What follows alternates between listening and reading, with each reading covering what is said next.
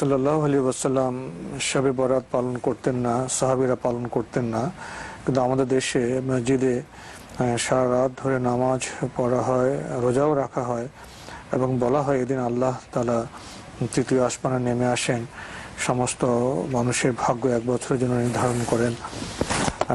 আলেমরাও এই বেদাতকে কেন এত ঘটা করে পালন করেন এসব বিষয়ে প্রশ্ন করেছেন আর কি। হ্যাঁ, এরপরে প্রশ্নটি শবে বরাত সম্পর্কে। তিনি বলেছেন যে রাসূলুল্লাহ সাল্লাল্লাহু আলাইহি ওয়াসাল্লাম পালন করেননি। হ্যাঁ, সত্য কথা বলেছেন। কখনো রাসূলুল্লাহ সাল্লাল্লাহু আলাইহি ওয়াসাল্লাম এই শবে বরাত, তথাকথিত শবে বরাত যেটি, এটি কখনো পালন করেনি এবং শবে বরাত শব্দটাই রাসূলুল্লাহ সাল্লাল্লাহু আলাইহি ওয়াসাল্লামের কোনো হাদিসের মধ্যে আসেনি। শবে বরাত শব্দটাই রাসূলুল্লাহ সাল্লাল্লাহু আলাইহি ওয়াসাল্লামের কোনো হাদিসের মধ্যে আসেনি এবং এই শব্দটা ফার্সি শব্দ, এটা আরবি ভাষায়ও নেই। মানে এই শব্দটুকু আরবি ভাষায়ও নেই। মানে এমন দুর্ভাগ্য যে আমরা বিভ্রান্তির কোন পর্যায়ে গিয়ে পৌঁছেছি যে মানে এটি আরবি ভাষায়ও নেই, এটি ইসলামী কোনো পরিভাষাও নয়, ইসলামী কোনো দৃষ্টিভঙ্গি এর মধ্যে কাজ করে না। দ্বিতীয় নম্বর হচ্ছে সাহাবীরা কেউ, ঠিকই বলেছেন আপনি যে প্রশ্ন করেছেন, প্রশ্নের মধ্যেই উত্তর রয়েছে, সাহাবীরা কেউ এটি পালন করে নাই এবং তাবেঈনরা কেউ পালন করে নাই। ইমাম আবু হানিফা রাহমাতুল্লাহ আলাইহি, ইমাম শাফি রাহমাতুল্লাহ আলাইহি, ইমাম মালিক রাহমাতুল্লাহ আলাইহি, ইমাম আহমদ ইবনে হাম্বল রাহমাতুল্লাহ আলাইহি, এই ইমামদের মধ্য থেকে আইমাতুল ইজতিহাদ যারা ছিলেন, যারা মুজতাহিদ ছিলেন, এরা কেউ পালন করেছেন কোন সনদের মাধ্যমে, কোন বর্ণনার মাধ্যমে, কোন কিছুর মাধ্যমে সাব্যস্ত হয়েছে আমার জানা নেই। কোন বর্ণনার মাধ্যমে সাব্যস্ত, তাদের জীবনী থেকেও কেউ বর্ণনা দিতে পারবে না যে তাদের জীবনের মধ্যে তারা এটা পালন করেছেন, এটি সাব্যস্ত হয়েছে। সুতরাং এই বিভ্রান্তি, এই বেদাত পরবর্তী সময়ে অনেক পরে এই বেদাত চালু হয়েছে। 545 হিজরি পরে এই বেদাত চালু হয়েছে এবং এই বেদাত সমাজের মধ্যে এত প্রকট হয়েছে যে সমাজে এটা মনে হচ্ছে যেন একটা মৌলিক একটা ইবাদতের বিষয়ে পরিণত হয়েছে। সেখানে সরকারি ছুটি, সরকার মানে সেখানে সবকিছু রয়েছে, সেটা মনে হয় আমাদের উপমহাদেশে বেশি ঘটা করে করা হয়। উপমহাদেশের কথা আমরা বলতে পারবো না, তো বাংলাদেশে তো মানে ব্যাপক হারে আগে থেকে ঘটা করা হচ্ছে। আমার মনে হয় ভারতে সরকারি ছুটি নেই, মানে ভারতের ঘটা করে পালনের দিকটা আমাদের উপমহাদেশে এখানেই লক্ষ্য করা যায় সবচেয়ে বেশি, মূলত লক্ষ্য করা যায় না।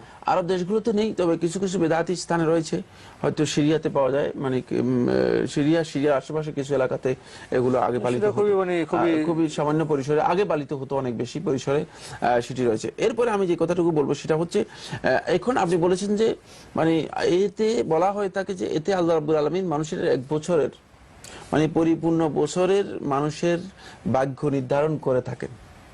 যদি শবে বরাতে করে থাকেন তাহলে লাইলাতুল কদরে কি করেন? তাহলে সূরা কদর, যে সূরা কদরের মধ্যে আল্লাহ সুবহানাহু ওয়া তাআলা বলেছেন যে তানাজ্জালুল মালাঈকাতু ওয়ার রূহু ফিহা বিইذনি রাব্বিহিম মিন কুল্লি আমর, সমস্ত নির্দেশ নিয়ে আল্লাহ রাব্বুল আলামিনের পক্ষ থেকে রূহ এবং ফেরেশতাগণ, জিবরিল আমিন আলাইহিস সালাতু ওয়াস সালাম এবং ফেরেশতাগণ মানে অবতীর্ণ হয়ে থাকেন। একেবারে সত্য কথা, ইউফরাকু ফিহা কুল্লু আমরিন হাকিম, সূরা দুখানের মধ্যে স্পষ্ট করে বলে দেওয়া হয়েছে এই রাতের মধ্যে আল্লাহ সুবহানাহু ওয়া তাআলা মানুষের সমস্ত জ্ঞানপূর্ণ যে বন্টন মানুষের জন্য করেছেন, এই তাকদীরগুলোকে আল্লাহ রাব্বুল আলামিন এই রাতের মধ্যে বন্টন করেন, সেটা হচ্ছে লাইলাতুল কদর। একেবারে স্পষ্ট বক্তব্য। তো আপনি যদি বলেন যে এটা শবে বরাতে করে থাকে, তাহলে লাইলাতুল কদরে আল্লাহ রাব্বুল আলামিন কি করে থাকেন? কোরআনে কারীমকে স্বীকার করা হবে। যদি কেউ কথা বলে থাকেন তাহলে তিনি বিশাল বিভ্রান্তির মধ্যে রয়েছেন, তিনি কোরআনে কারীমও বুঝেন নাই, রাসূলুল্লাহ সাল্লাল্লাহু আলাইহি ওয়াসাল্লামের হাদিসও বুঝেন নাই, সবচেয়ে বড় বিভ্রান্তির মধ্যে রয়েছেন।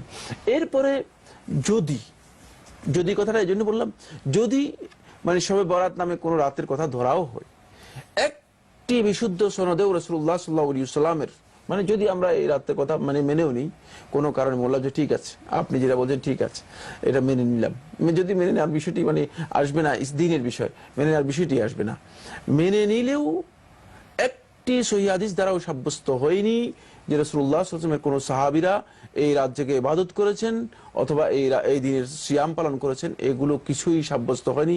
এগুলো সবগুলো মিথ্যা বানাওয়া হাদিস, এগুলো সবগুলো মিথ্যা বানাওয়া হাদিস।